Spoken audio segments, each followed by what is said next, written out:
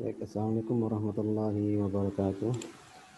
Bertemu dengan Adi Rawan di sini. Di sini kita akan belajar bersama tentang fungsi produksi di mata kuliah pengantar teori ekonomi mikro. Baik, langsung saja. Yang pertama sebagai pengantarnya adalah di mana berbicara produksi, kita akan bicara tentang suatu proses penggabungan atau pengkombinasian faktor produksi atau istilahnya input yang mengubahnya menjadi barang atau jasa atau istilahnya output. Nah, hubungan antara jumlah output yang dihasilkan dan kombinasi jumlah input yang digunakan ini disebut sebagai fungsi produksi atau fungsi produk total. Jadi yang dimaksud dengan fungsi produksi logistik adalah hubungan antara jumlah output yang dihasilkan dan kombinasi jumlah input yang digunakan.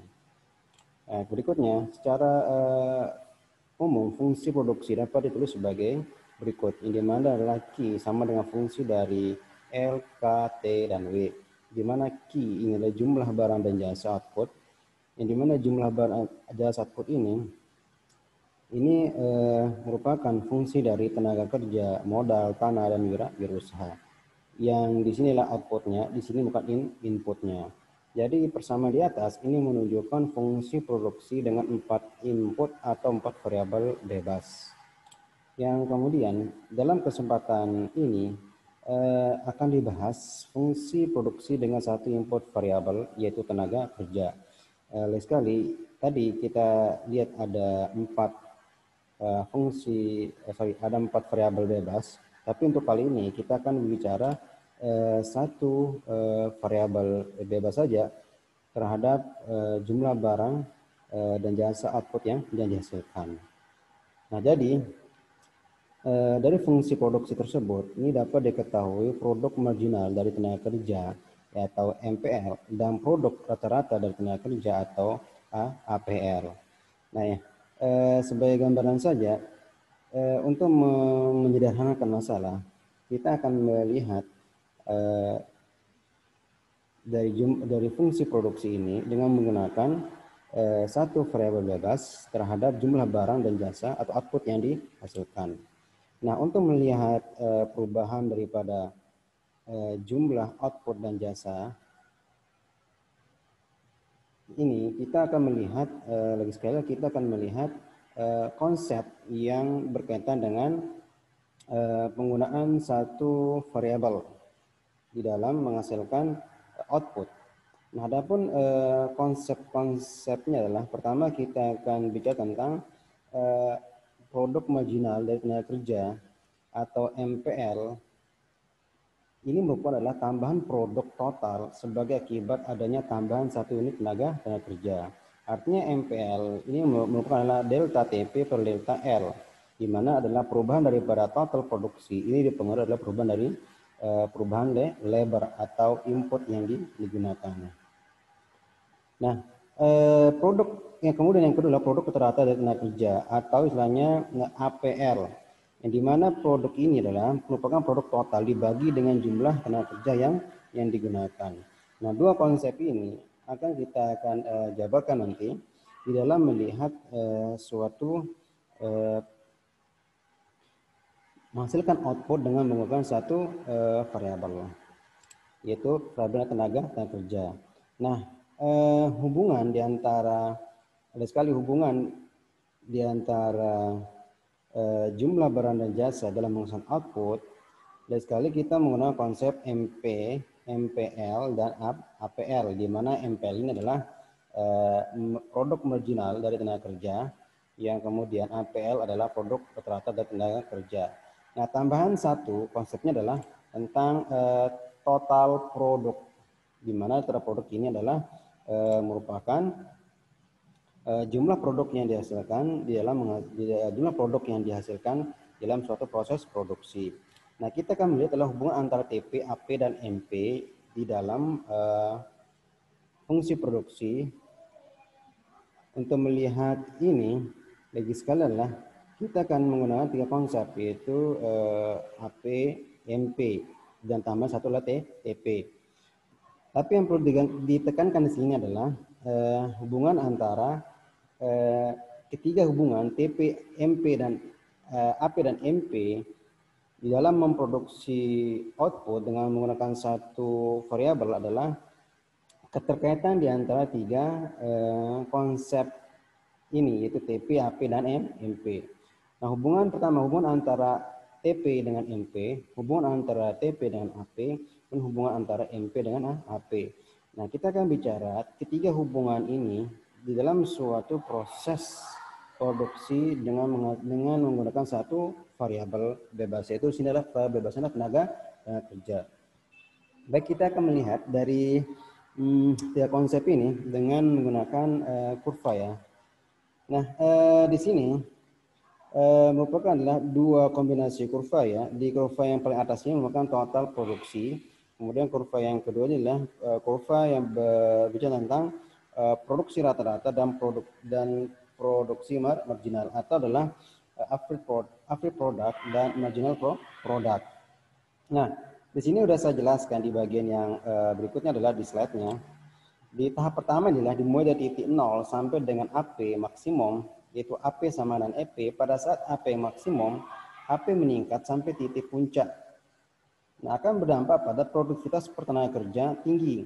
Nah, akibatnya adalah TP naik dengan kecepatan tinggi, di mana nilai MP nilai positif, nilai TP masih rendah. Artinya di tahap satu ini, di tahap satu, produsen itu bisa meningkatkan atau memperluas ya usahanya untuk menghasilkan produk. Yang dimana sekali konsepnya di sini adalah dimana dimulai dari titik 0 sampai dengan AP maksimum, di mana AP sama dengan EP, sini AP sama dengan EP, AP meningkat sampai titik puncak, AP ini meningkat sampai dengan titik puncak yang di sini, AP meningkat sampai di titik puncak, akan menghasilkan produktivitas pertenaga kerja tinggi, tinggi. Nah, di mana kita melihat produktivitas tenaga kerja tinggi adalah di TP, yang kemudian sehingga TP ini naik dengan kecepatan tinggi. Karena apa? Karena produktivitasnya tenaga kerja tinggi. Nah, kemudian nilai MP positif, nilai TP masih rendah. Ini artinya produsen bisa meningkatkan kapasitas produksinya. Nah, di mana kalau di tahap yang kedua, ini adalah merupakan TP atau kombinasi antara AP dengan MP terhadap TP. Ini merupakan adalah wilayah rasional. Maksudnya apa? Maksudnya adalah dimulai setelah AP maksimum, artinya AP sama dengan MP. Di sini AP sama dengan MP. Itu adalah ini AP sama dengan MP, tapi bersinggungan dengan kurva AP dengan MP. Ini menunjukkan adalah AP menurun sehingga TP naik dengan kecepatan yang semakin melemah. Artinya nilai MP ini positif, nilai MP sama dengan 0. Artinya tetapi atau TP ini maksimum. Artinya di sini adalah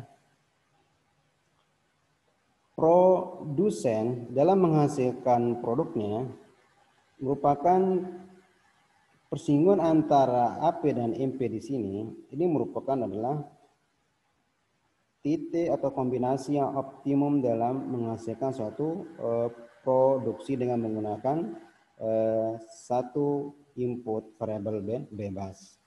Nah, gimana kalau di tahap yang ketiga? Di tahap ketiga ini kita lihat adalah dimulai setelah MP sama dengan 0, AP menurun kecepatan, sehingga kecepatan TP semakin berkurang. Artinya nilai MP ini negatif, menunjukkan input ditambah, justru TP semakin berkurang.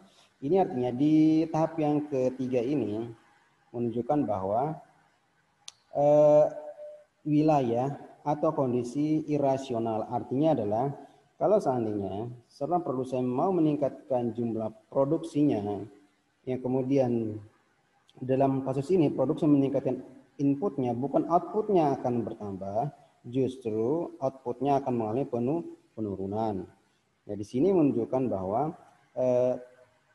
irasionalnya seorang produsen untuk menambah input dalam menghasilkan output. Kondisinya di sini kondisi irasional, artinya produsen ini tidak dimungkinkan untuk menambah input dalam menghasilkan output. Justru input ditambah bukan menambah output, malah sebaliknya input bertambah justru outputnya melalui penurunan. Nah, konsep ini dikenal dengan namanya hukum the law of diminishing return. Sekali, hukum sini adalah dikenal sebagai the law of diminishing return. Artinya penambahan daripada input itu bukannya menambah output, justru outputnya akan mengalami penurunan. Baik, dapat kita simpulkan bahwa di sini di tahap yang pertama ini menunjukkan tenaga kerja yang masih sedikit, apabila ditambah akan meningkatkan total produksi rata-rata dan produksi marginal. Nah, kemudian di kesimpulan di tahap kedua ini merupakan produksi total terus meningkat sampai produksi maksimum sedang, rata-rata produksi menurun dan produksi marginal menurun sampai titik nol. Kemudian kesimpulan di tahap ketiga adalah penambahan tenaga kerja menurunkan total produksi dan produksi rata-rata, sedangkan produksi marginal negatif. Nah, di tahap ketiga inilah kita mengenal namanya hukum the law of diminishing return yang sebagaimana saya tulis di slide sini. Baik, ini merupakan kesimpulannya untuk bagian pertama tentang fungsi produksi. Semoga pembahasan kali ini bisa dipahami. Kalau belum dipahami silakan ditanya di via grup, dan ini merupakan tugasnya silakan dikerjakan dan bisa dikumpulkan minggu depan. Baik, saya akhiri pertemuan kali ini dengan mengucapkan alhamdulillah dan assalamualaikum warahmatullahi wabarakatuh.